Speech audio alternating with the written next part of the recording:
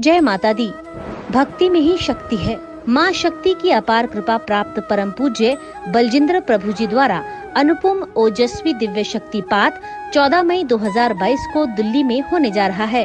सर्व दुख निवारण के लिए आज ही अपनी सीट दुख निवारण शक्ति समागम में बुक करवाएं और माता रानी की दिव्य गाथा प्रभु जी के श्रीमुख से सुनकर और आद्य शक्ति की शक्तियों से दिव्य शक्तिपात की अमृत गंगा में नहाकर माता रानी की असीम कृपा प्राप्त करें और सभी दुखों से छुटकारा पाएं, क्योंकि भक्ति में ही शक्ति है।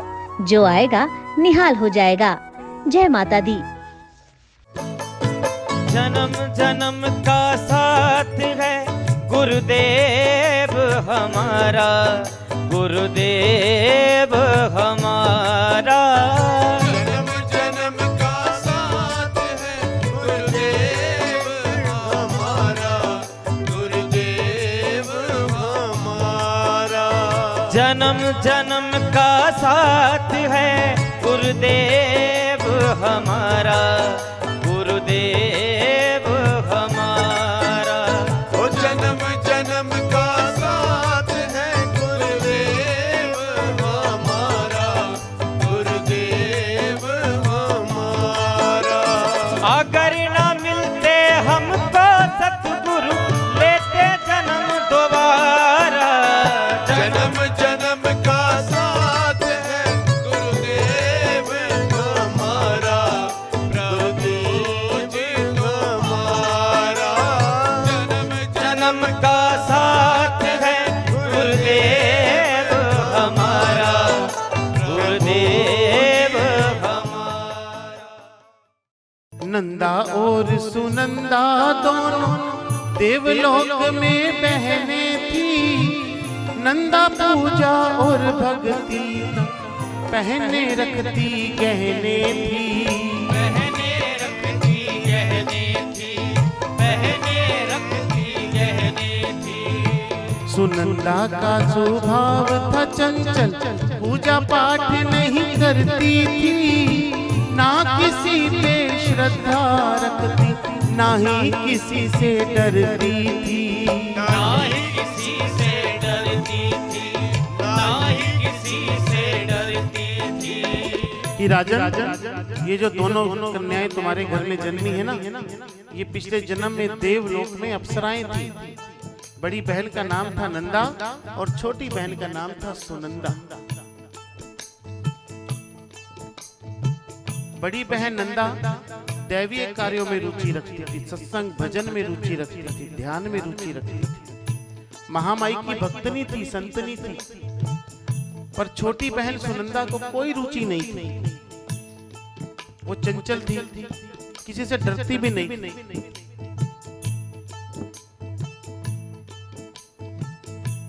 बड़ी बहन नंदा ने एक दिन एकादशी का व्रत रख लिया। ये कौन बता रहा है?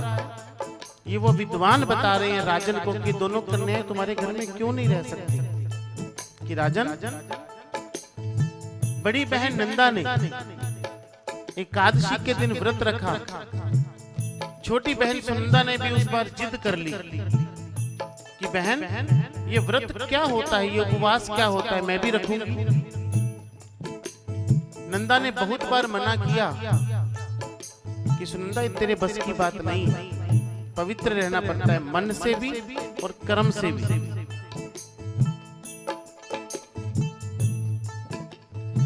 तो भूखा नहीं रह पाएगी। सुनंदा ऐसा सुनती है, हम किसी को कहते हैं ना, तो ये नहीं कर सकता, तो उसमें जोश आ जाता है। ये अच्छा, मैं क्यों नहीं कर सकता, मैं करके दिखाऊंगा। तो सुनंदा में जोश आया, अच्छा मैं क्यों नहीं रख सकती, मैं भी रखूंगी व्रत। अच्छा ठीक है, तो मेरे साथ साथ रहना और भूख लगे तो मुझे बता देना। नंदा और सुनंदा दोनों ने एकादशी का व्रत रख लिया।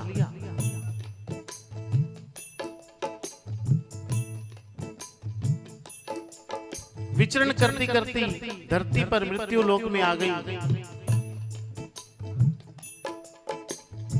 मृत्यु लोक में आई तो छोटी बहन सुनंदा को भूख लगी। वो बड़ी बहन नंदा को कहने लगी, बहन मुझे बहुत जोर से भूख लगी।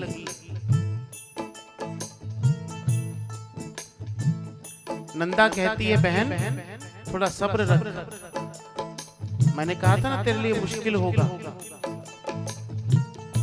चल ठीक है, फिर भी एक काम कर, इस तरफ बाजार है, बाजार में जो पहली दुकान है ना, वो फल की दुकान है, वहां से थोड़ा फल ले लेना और खा लेना।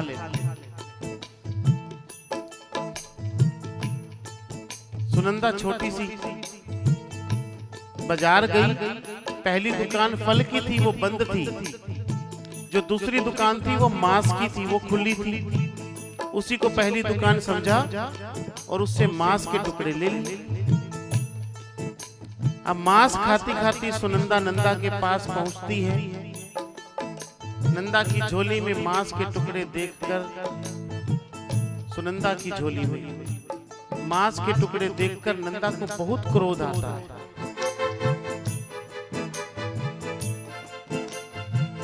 और सुनंदा को कहती है बड़ी बहन नंदा की, सुनंदा तूने आज एकादशी के दिन नीच कर्म किया है, मांसाहार किया है। मैं तुझे श्राप देती हूँ, छिपकली बन जा और जीवन भर कीट पतंगे खाती रहना।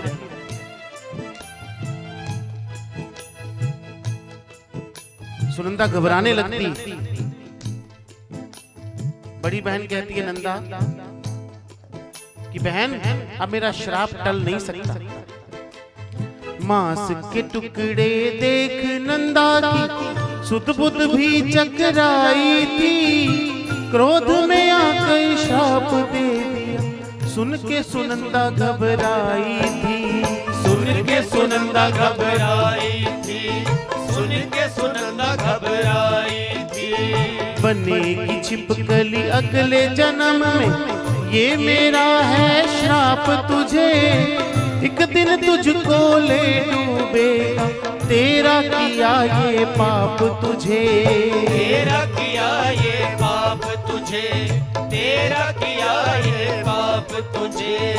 अगले जन्म ने नंदा ने राजा तेरे घर आ जन्म लिया, जन्म कुंडली देख कन्या की तारा का था नाम दिया। तारा का था नाम दिया, तारा का था नाम दिया। कि राजन, ये कौन सुना रहा है? ये विद्वान राजन को सुना रहे हैं कि बड़ी बहन ने छोटी बहन को श्राप दे दिया, जा छिपकली बन जा और जीवन भर कीट पतंगे खाती रहना, क्योंकि तूने नीच कर्म किया आज एकादशी के दिन। राजन, छोटी बहन बड़ी बहन के श्राप से छिपकली रूप में जन्म लेती है। नगरकोट हिमाचल में एक वृक्ष के ऊपर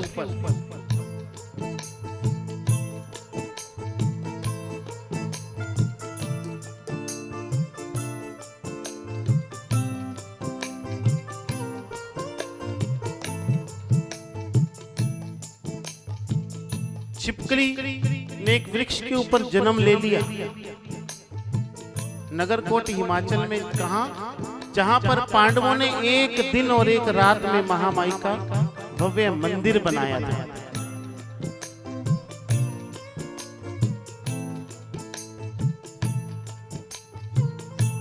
वो मंदिर भी महामाई की इच्छा थी कि एक दिन एक रात में बनेगा, तो पांडवों ने जिम्मेदारी ली।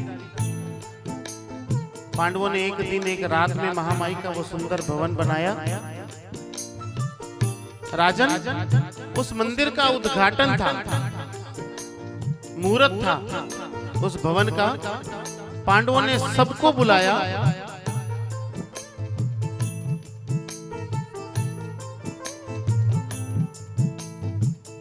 पर दुर्वासा ऋषि को बुलाना भूल गए।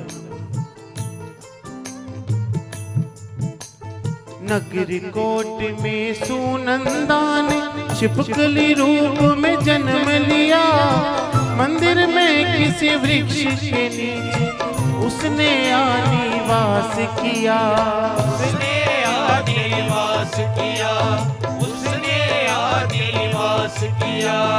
पांडवों ने आज उद्घाटन पर माँ का यज्ञ कराया है। दुर्वासा को छोड़ सभी ऋषि मुनियों को बुलवाया है, मुनियों को बुलवाया है, ऋषि मुनियों को बुलवाया है। कि राजन पांडवों ने सबको बुला लिया, दुर्वासा ऋषि को बुलाना भूल गए। अब दुर्वासा ऋषि को पता लगा कि सबको बुलाया है, मुझे नहीं बुलाया, तो दुर्वासा ऋषि क्रोधित हो गए। यज्ञ में खीर का प्रसाद बन रहा था। उस प्रसाद के पास एक वृक्ष था जिसके ऊपर ये छिपकली थी, जो नंदा के श्राप से छोटी बहन छिपकली बन गई थी। वो वृक्ष पर बैठी और उधर दुर्वासा जी योगी थे, योग बल से बाज का रूप बना लिया। अपनी चोंच में सांप का पिंजर दबा लिया और सांप का पिंजर दबाकर चल पड़े जहां पर पांडवों का यज्ञ हो रहा है, खीर का प्रसाद बन रहा है।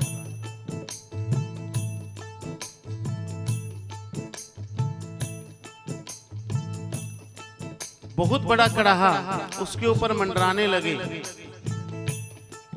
जब देखा कोई नहीं देख रहा तो गरम गरम खीर में सांप का पिंजर छोड़ दिया और वहां से ओझल हो गए।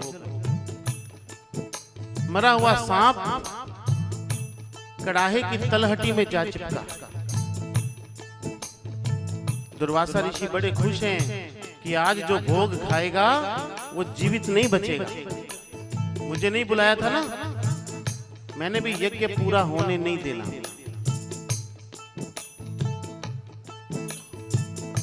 बुरे संकल्प चाहे कितने भी हों, शुभ संकल्पों की तीव्रता उससे ज्यादा होती है, तो शुभ संकल्प ही ज्यादा काम करते हैं।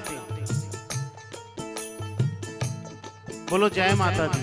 जय माता दी। फिर से बोलो, जय माता दी। एक बार फिर से बोलो ना। जय माता दी। आप मन में ये सोचते रहे ना कि मैं कमजोर हूं, मैं कुछ नहीं कर सकता, मैं तो हारा हुआ हूं, तो आप सच में हार जाएंगे। आप मन में ये सोचेंगे ना कि मैं परमात्मा की शक्ति का अंश हूं, मैंने हारना नहीं सीखा, मैं जीतूंगा, कि मैंने हारना नहीं सीखा, मैंने जीत कर दिखाना है। मैं तो उस शक्ति का अंश हूं, मुझे कौन हरा सकता है, मैं कमजोर कैसे? तो आपके अंदर एक ऊर्जा बनेगी, एक शक्ति बनेगी। जब चारों तरफ आपको कभी दुख में अंधेरा दिखाई देगा तो वो शक्ति ही प्रकाश की किरण बनकर आप तक आएगी। तो जैसा भाव बनाओगे वैसा बन जाता है।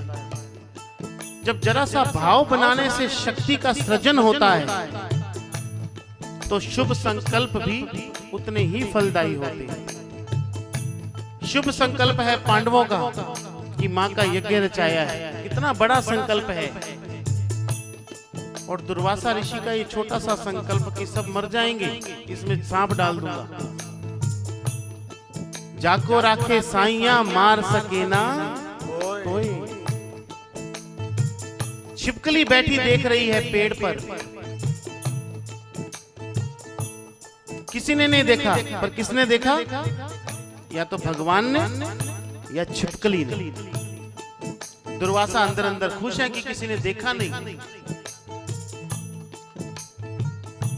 समय हो गया, छिपकली ने सोचा ये गरम गरम खीर उठाकर ले जाएंगे और किसी को पता नहीं है कि इसके अंदर जहर है, जहरीला सांप गिरा हुआ है।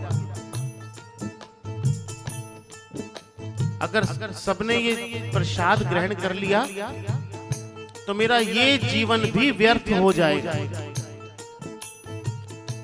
छिपकली छिपकली ने सोचा बहुत अच्छा मौका है इस जन्म से छुटकारा पाने का, सबकी जान भी बच जाएगी और तेरे को इस जीवन से मुक्ति भी मिलेगी छिपकली की योनि से।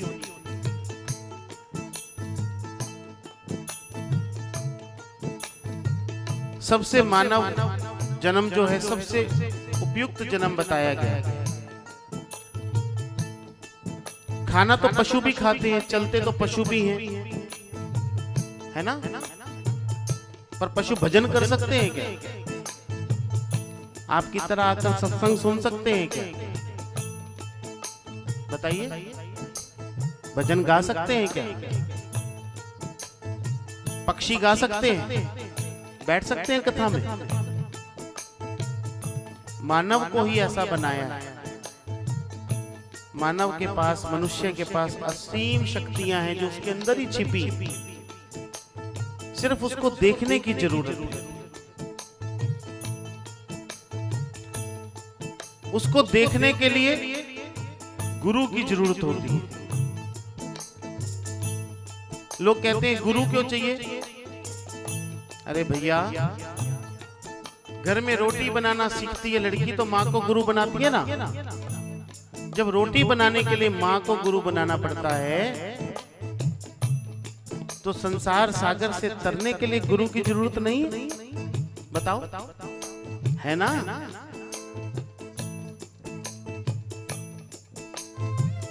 परमात्मा में तो असीम शक्तियां हैं, पर गुरु आपको समझाते हैं कि उन शक्तियों का सृजन कैसे करना है, कितनी मात्रा में कैसे लेनी है, कैसे उस शक्ति का अंदर से दर्शन करना है। अब डायरेक्ट पावर हाउस से आपके घर में बिजली आएगी तो सब कुछ जल जाएगा, फ्रिज, टीवी, जो भी चल रहा होगा, पटाखा फूटेगा, बम फूटेगा। उस बिजली को 220 वोल्ट बनाकर आपके घर तक पहुंचाता है मीटर, है ना? मीटर के जरिए जो बिजली आती है वो हर इंस्ट्रूमेंट तक उतनी ही पहुंचती है जितनी उसको जरूरत होती है।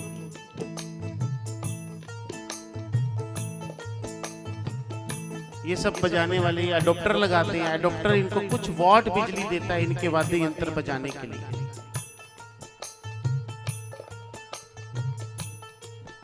ऐसे ही गुरु होते हैं। गुरु को पता है कि एकदम आप परमात्मा तक नहीं पहुंच सकते, आपको धीरे धीरे धीरे धीरे धीरे धीरे रास्ता दिखाया जाता है, ध्यान का, जप का। यहां पर भी जिन लोगों ने मंत्र दीक्षा लिया उनके अनेकों अनुभव हैं, चमत्कारिक अनुभव हैं। जो निरंतर जप करते हैं उनके जीवन में अनुभव घटित हुए। यहां पर आप में से हजारों लोग बैठे हैं ऐसे।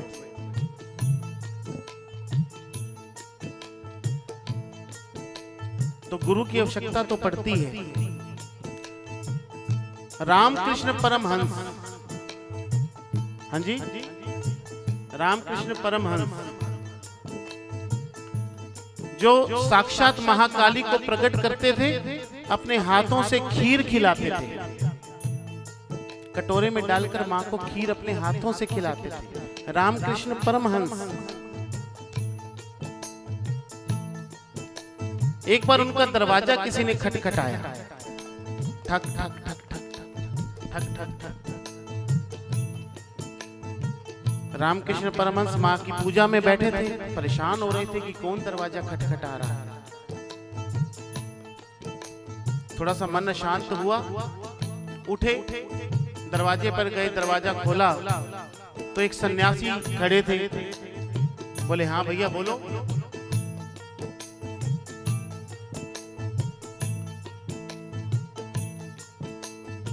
तो सन्यासी ने कहा, मेरा नाम है तोतापुरी, मुझे महामाई ने भेजा है, मुझे गुरु बना ले। रामकृष्ण हंसने लगे, अरे परमात्मा को पाने के लिए गुरु बनाया जाता है? मुझे तो साक्षात मां काली दर्शन देती है, मेरे हाथ से खीर खाती है, मुझे गुरु की क्या जरूरत है?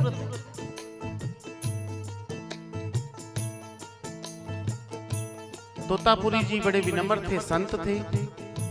अच्छा ठीक है, जब तेरा मन करे ना तब आ जाना मेरे पास, मुझे गुरु बना लेना। बड़ा हैरान हुआ। सन्यासी चले गए, दरवाजा बंद किया, भजन पे बैठा, माँ को बुलाया, माँ को खीर खिलाने लगे। खीर खिलाते खिलाते माँ से पूछा, हे महाकाली, तुम मुझे दर्शन देती हो और आज एक फकीर, एक संत मेरे द्वार पर आए, कहते मुझे गुरु बना। तो माँ काली ने कहा, फिर तूने गुरु बनाया नहीं उनको? बोले नहीं, मुझे तो तुम दर्शन देती हो, मुझे गुरु की क्या जरूरत। अरे मूर्ख, महान संत तेरे द्वार पर आए तुझे शिष्य बनाने के लिए और तूने पल्ला झाड़ लिया। वो तोतापुरी जी थे, बहुत महान संत हैं। रामकृष्ण परमहंस को बात समझ नहीं आई, पल्ले नहीं पड़ी। कहने लगे, माँ, परमात्मा को पाने के लिए गुरु की आवश्यकता होती है। मुझे तो तुम मिल जाती हो, मेरे हाथ से खीर खाती हो, फिर मुझे गुरु की क्या जरूरत। माँ कहने लगी, मुझे नहीं पता, जा जल्दी जा, तोतापुरी जी वहां मिलेंगे और जाकर उनको अपना गुरु बना। बड़े हैरान हुए, माँ अंतर ध्यान हो गई। तोतापुरी जी को ढूंढते ढूंढते जैसा माँ ने बताया था वहां पहुंचे जंगल में।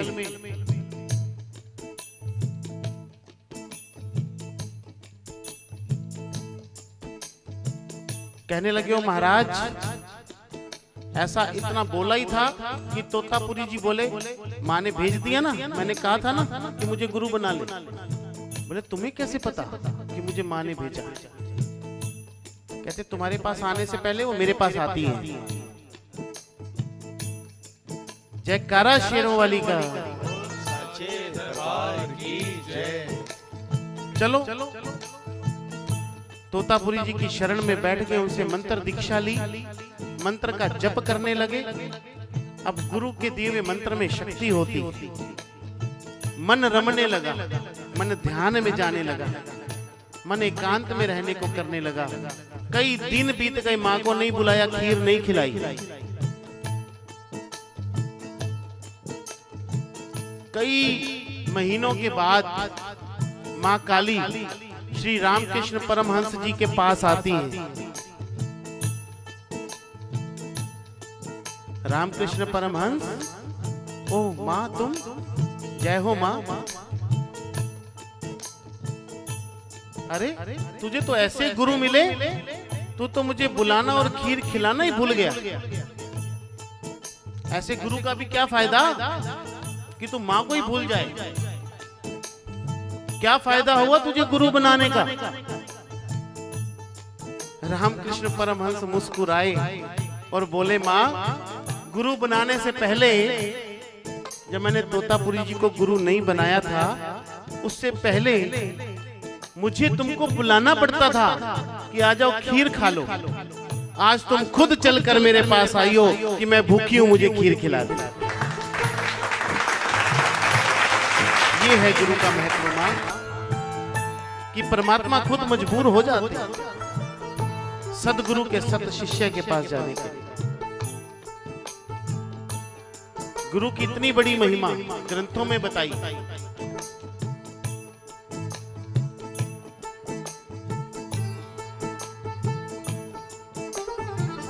तो गुरु का ज्ञान और गुरु अपने जीवन में होना ही चाहिए, जो हमें अंत समय में भव से पार उतारते हैं, नाम दान देते हैं, जप ध्यान देते हैं।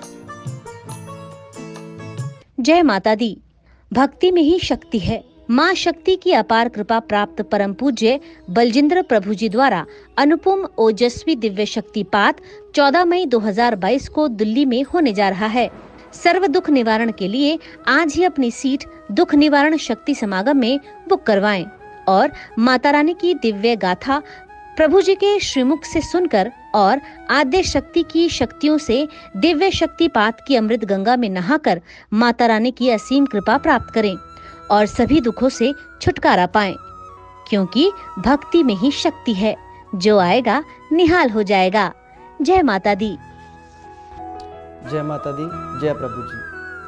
मैं जब पहली बार प्रभु जी के समागम में आया, उनकी बानी सुनी, मैं अपने आप में नहीं रहा। मुझे ऐसा लग रहा था जैसे एक दिव्य आवाज़ मेरे दिल को माता रानी के दिल से जोड़ रही है। प्रभु जी की मेरे पे पूरी कृपा हुई। मेरे जीवन को उन्होंने पूरी तरह से बदल के रख दिया। उनके मुख से निकली हुई वो आवाज़ जैसे अमृत। जय माता दी, जय प्रभु जी।